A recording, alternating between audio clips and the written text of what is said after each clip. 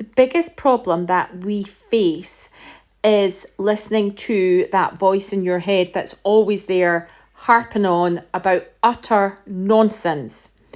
And we listen to that voice in your head. It's most commonly known as the ego. I don't believe that your ego must die, because if your ego dies, then you are dead. Your ego is part of your existence as a human on this planet. It has to be there. So if your ego isn't there, then you're not here, you're dead, because it's part of your mind. The ego was not something that you were born with, which is why we see children act so differently. They act as if they've not got a care in the world, and they don't.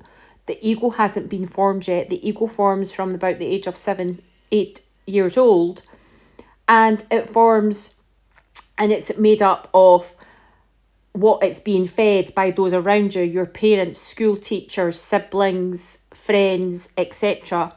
What it hears on the television, the radio, from everywhere, and it's picking up all this information and it is formed. Therefore, your ego is different to my ego. They're all different, and your ego is there to protect you.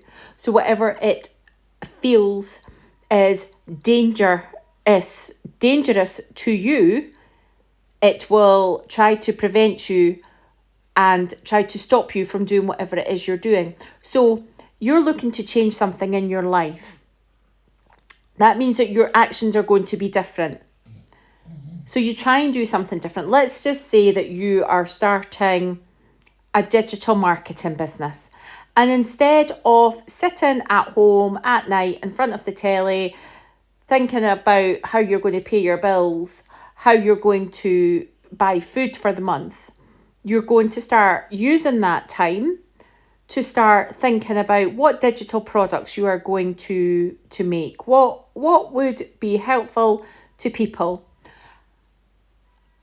You start making accounts on social media. You start making accounts on platforms for you to sell your products. And let's just say that you get to the point where you are actually making sales. And then something will happen. That could be somebody gives you negative feedback. It could be that something happens in your personal life and you can't do that at night anymore. It could be that your page where you're selling your products, whether it's like Beacons or what's the other one? It's gone out of my mind. That suddenly crashes and nothing is there anymore. It could be that somebody wants a refund. It could be a number of things, and it will make you think, this is not for me, this isn't working. See, I thought this wouldn't work. I fucking knew this was all going to go wrong. It wouldn't work for me, it works for everybody else. That's your ego talking, and your ego is sabotaging you. Not deliberately, it's sabotaging you to keep you safe, because this isn't what we do. We sit and watch crap telly at night, and we don't do this. And then it means that you're getting more money. Again, that's not something it's used to. So it's not the devil. We sometimes think it's the devil. It's doing its job. And it's at this point that we get to stop and we get to respond rather than react. So when these things happen, we're like, all right, okay, it's fine. I know what's happening, and I know what the purpose of this is. However, I'm not going to allow it to mean that. Because whilst your ego is there, it's still part of you, it's still part of your existence.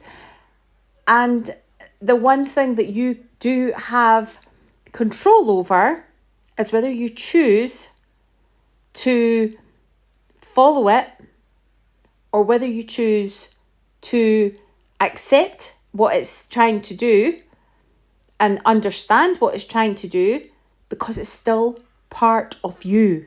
It's not separate from you.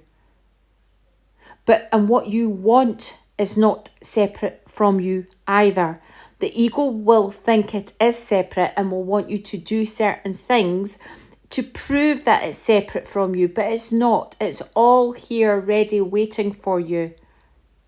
And when something goes wrong, It's how you react to that.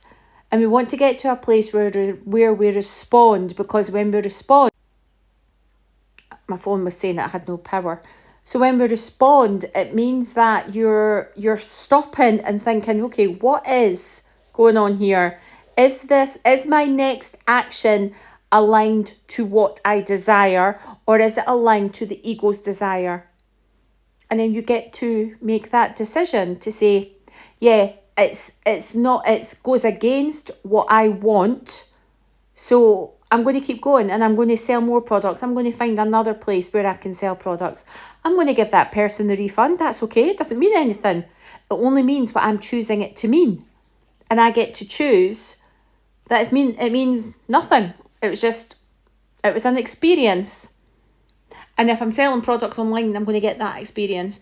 We need to really realise that your ego is going to always act from a place of fear, doubt, and worry. And if that is not what you desire, then we don't react to that. We don't respond from that place. And yes, it's fearful, because you're going against what you've always listened to. You're going against this voice in your head, but that is all it is. It's a voice in your head. That's all it is. It means nothing, and it's only going to tell you what it's already experienced. It can never, ever tell you something different, to something that you've not experienced. This is where my breath work, neuro breath comes into play, because that is about we're using hypnosis through your breath to contact your intuition, your superpower.